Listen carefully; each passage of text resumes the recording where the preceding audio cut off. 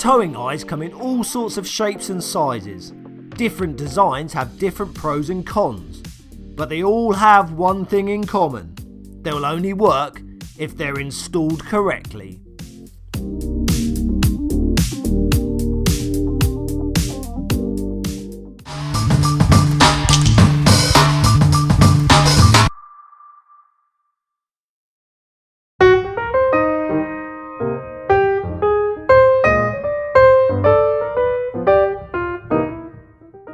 The Motorsport UK yearbook is often known as the Blue Book, and this is basically your instruction manual for motorsport in the UK. So I'm going to look at towing eyes for the Rally Mini. So I need to go to the rallying section, which is conveniently under section R. So that's quite good. So this will explain all about rallying. Now there's lots of different types of rallying. So I need to go to the technical regulations for special stage rallies, and somewhere in here I will find, here we go, section 48.1.13 towing eyes. Towing eyes of adequate strength and size must be fitted or carried for fitting to the front and rear of the vehicle. They must be painted a distinctive and contrasting colour. And that's all it says. It's a little bit vague really, isn't it? What is adequate size and strength? Here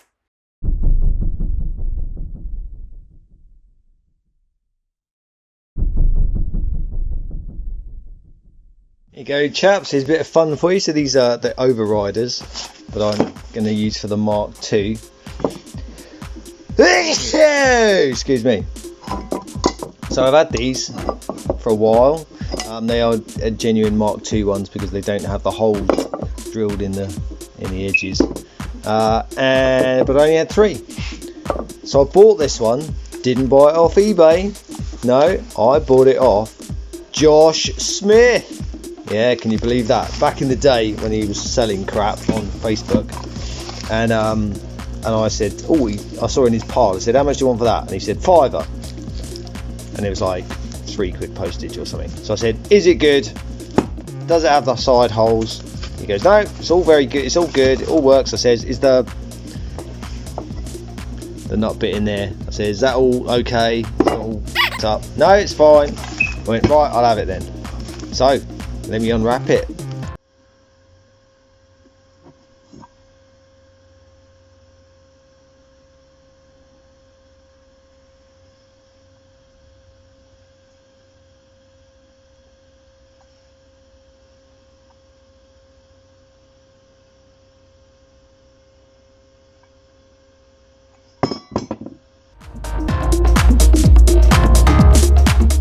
I initially bought these toe straps as I've got them fitted to the Suzuki Ignis Sport. However, talking to many other rally drivers, scrutineers much prefer this wire style, so that's what I'm going for. Section R 48.1.13 says towing eyes need to be of a contrasting colour. So these are the ones I've got that are going to go on the front. And I kind of wanted to paint them yellow, but they've got that, whatever that is, nickel plated, or what is that? Is it? I don't know, whatever that is.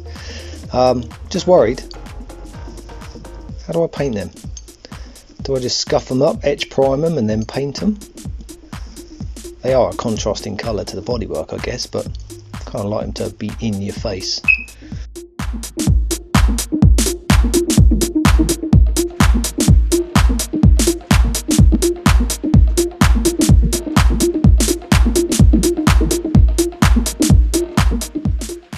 So what we've got here is the original I-ring. I might as well not have painted it because the paint's come off.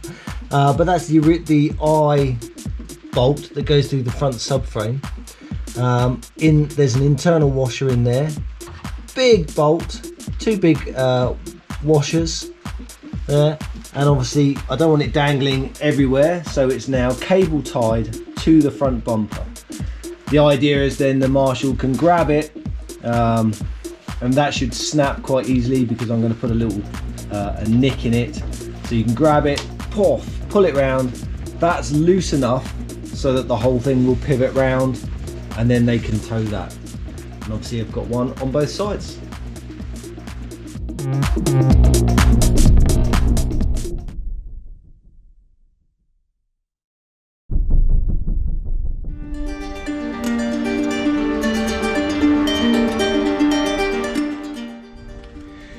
So my next issue is where to put the tow hook. Now I've thought about many places, and there's a hole down there. I can put it here, but it means it's too far back. I know you can get these made longer, but also by the time I put a washer and a nut there,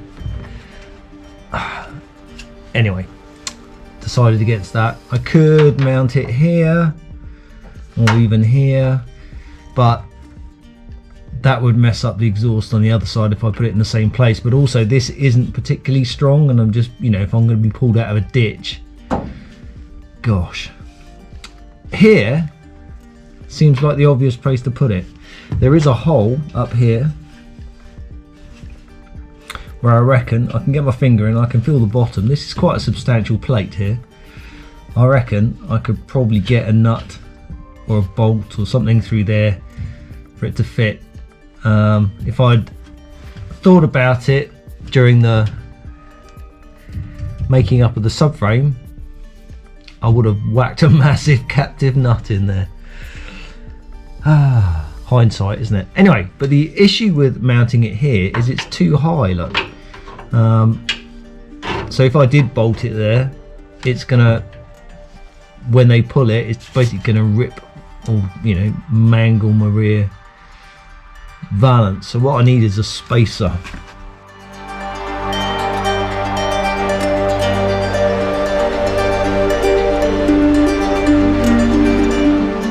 Well, there we go. It took a little bit longer than I thought because I had to stop because it was getting late and I really didn't want to upset my neighbours. So I've got my two boxes made up out of some extra bits. I've made the sides. So I've, oh, I still need to file that down. But I don't know if you can see this. I've very slightly, don't know what you call that, squeeze the paint on my fingernails. Put a bevel on that so that when I do that, I've actually got a bit of place for the weld to go. So I've got a bit of penetration in there. Done exactly the same with the crush tube, so giving that a nice little bevel look, and hopefully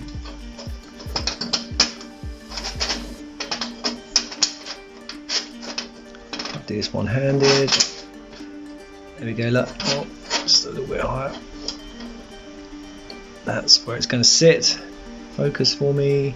There you go. So when I stick my weld in there, I'm not just blobbing it on the top, I'm actually going in that gap that I've made a bevel for, so that when I get the flap disc out and make it flat, I haven't ground all my weld. I know you're going to get some penetration anyway, but that definitely helps. It means you're really getting that weld in there. Right, let's weld her up. Got the tunes on and I'm fabricating.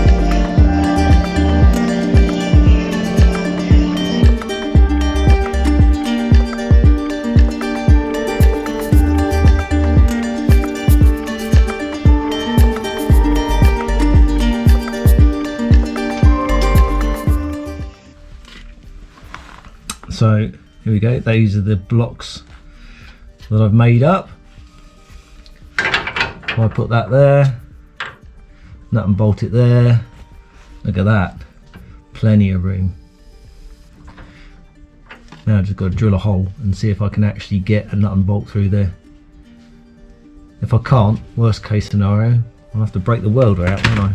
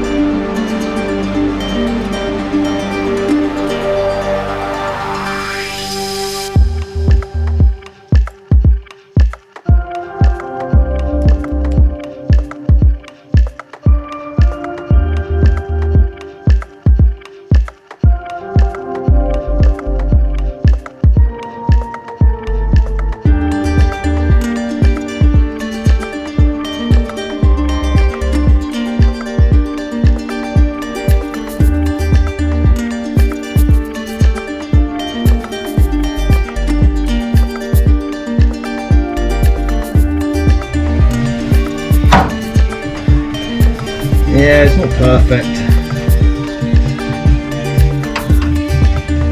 I really wish I'd modified the subframe.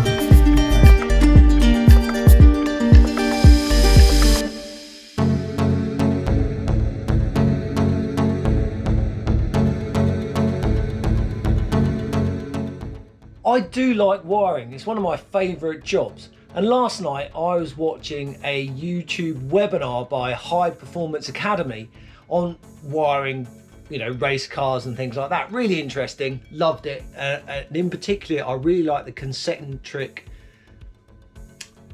coiling, whatever they call it. Although I'd probably never really use it in the rally car because, you know, there's just not enough wires, I thought I'd give it a go. So last night, I thought the ideal wiring loom to do that with was to wire the back garden. So in our back garden, we've got these old 1970s concrete blocks surrounding an old 1970s rotary washing line. Yeah, makes sense, doesn't it? And I thought, yeah, I'll wire all that up. So I worked out the length of the wires and where they were going to go and where the connectors were going to go using this concentric wiring system. And I'm getting ready to do it and heat shrink it and all that sort of stuff. But then Mrs. Kevin decided to put some washing out. She put so much washing on our rotary washing line that it fell over and smashed all these concrete blocks, just stuff everywhere. And I was like, oh, well, it's rubbish now, isn't it? Because these wiring looms are designed for a specific route and length. Complete waste of time. So I kind of lost my rag. But it wasn't the end of the world, because then I woke up because it was all a dream.